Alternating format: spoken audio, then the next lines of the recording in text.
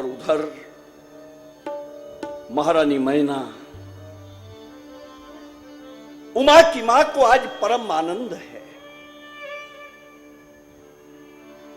शुभ मंगल आरती सजाई है मां ने।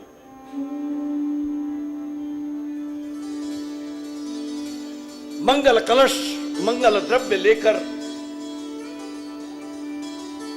आरती परिछन का सामान लेकर स्वर्ण के थाल में, स्वर्ण पात्र में लेकर सखियों के वृंद के साथ गीत गाते हुए मां चली जा रही है।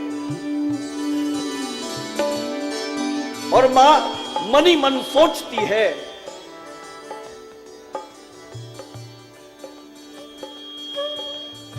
कि मेरी लाडली उमा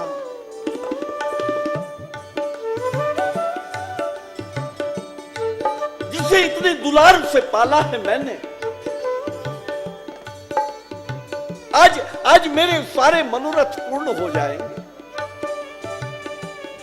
उसका दूल्हा बस कुछ समय में मेरे सम्मुख होगा। मैं उसकी आरती करूंगी, मैं उसका द्वारचार करूंगी, परिछन करूंगी, स्वागत करूंगी।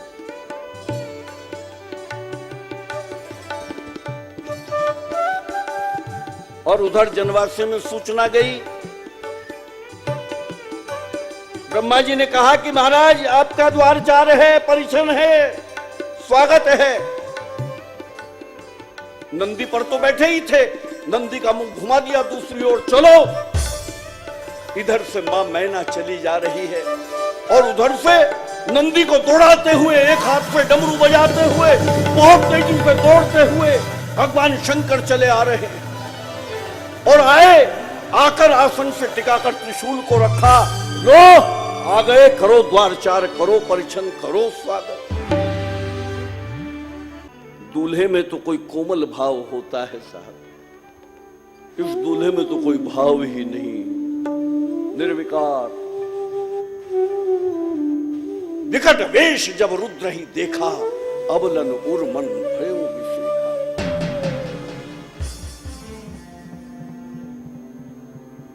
और महारानी मैना के सपनों का वो महल टूटकर ढह गया है।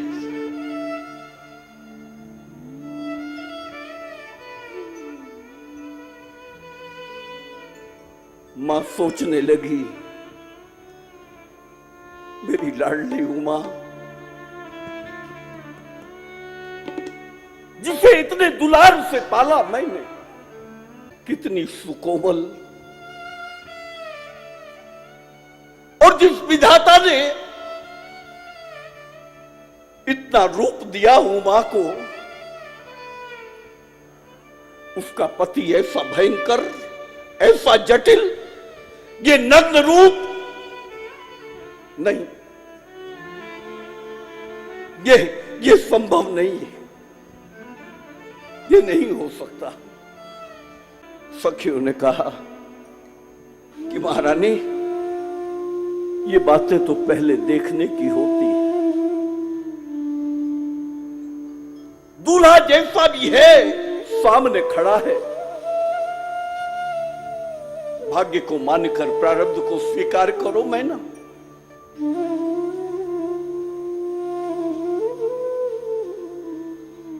करो करो वार्ता।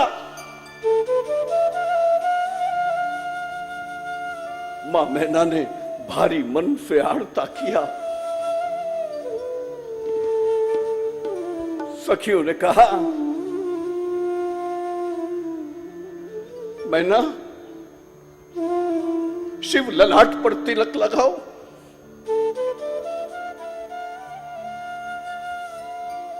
और चंदन लेकर मां मैना जैसे ही भगवान शंकर के ललाट पर तिलक लगाने गई तो गले में पड़े हुए सर्प ने भयंकर फुंकार मारी। मंगल द्रव्य, मंगल कलश सब गिर गए, भगदड़ मच गई। सब भाग्य है अपने।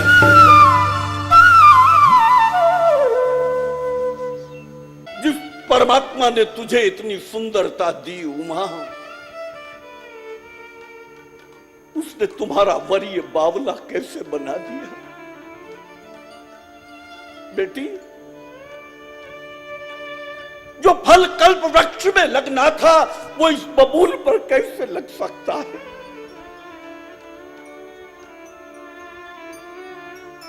नहीं उमा, मैं तुझे लेकर अग्नि में जल जाऊंगी बेटी, पर्वत से गिर जाऊंगी, समुद्र में समा जाऊंगी। जगत में अपयश फैलता हो तो फैल जाए, लेकिन इस पागल से तेरा विवाह नहीं होने दूंगी। और भगवान शंकर वो निर्विकार भाव से पहुंच गए जनवास से। ब्रह्मा जी ने कहा कि महाराज हो गया द्वारचार, हुआ स्वागत परिछन हुआ? बोले हाँ ब्रह्मा जी, सब बहुत अच्छे से हो गया। समाचार पहुंचे हैं साहब जनवास से। ब्रह्मा जी ने कहा कि भोलेनाथ, आप कहते हैं सब ठीक ठाक हो गया, पता है आपको आप कितना बड़ा उपद्रव करके लौटे? ये बारात वापस जाने की तैयारी में आ गई है, संभव है विवाह ना भी हो। भगवान शंकर ने कहा कि ब्रह्मा जी, हमें क्या पता, हमें लगा कि इस नगर का ऐसा ही लोकाचार होगा, स्त्रियां आती होंगी मंगल द्रव्य कलश लेकर ये सब, और दूल्हे के ऊपर ऐसे फेंक कर चली जाती होंगी। हमें लगा सब अच्छे से ही हुआ, ठीक ही हुआ। देवऋषि नारद को भेजा गया। देवऋषि नारद सप्तऋषियों के साथ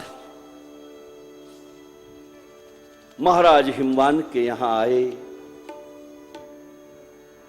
और वो पूरा पूर्व जन्म का चरित्र देवऋषि नारद महाराज हिमवान को और महारानी मैना को सुनाते हैं। हिमवान,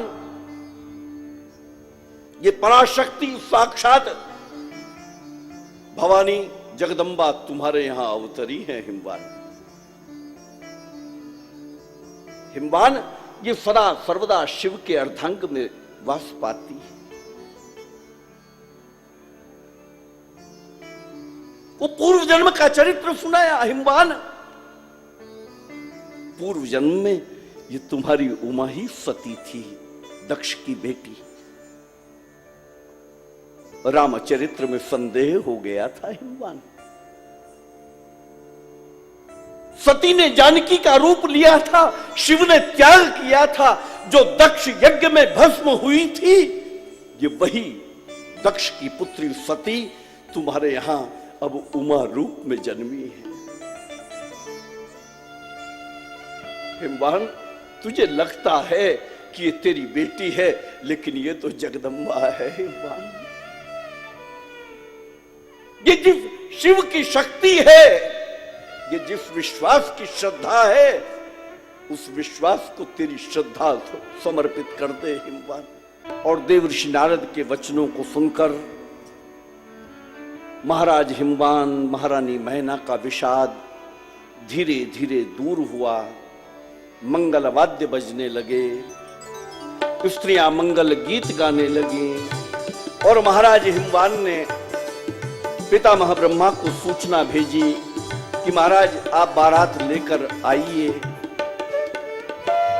और विवाह प्रसंग के लिए भगवान शंकर अत्यंत लावण्यमयी मुद्रा के दर्शन कराते हैं।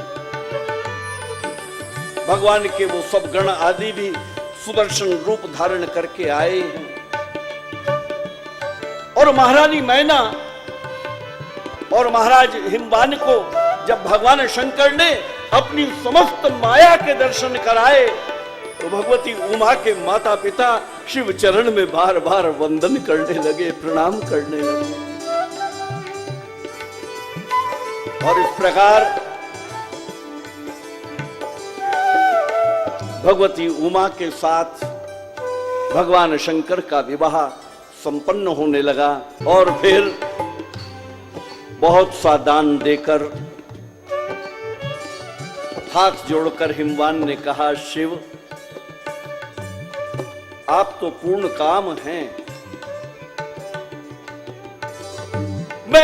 मैं आपको क्या दे सकता हूं शिव।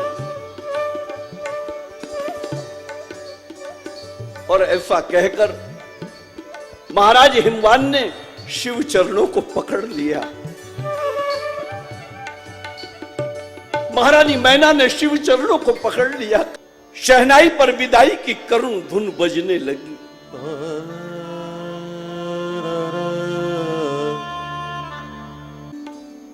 और उमा की विदाई का समय समीप आ गया।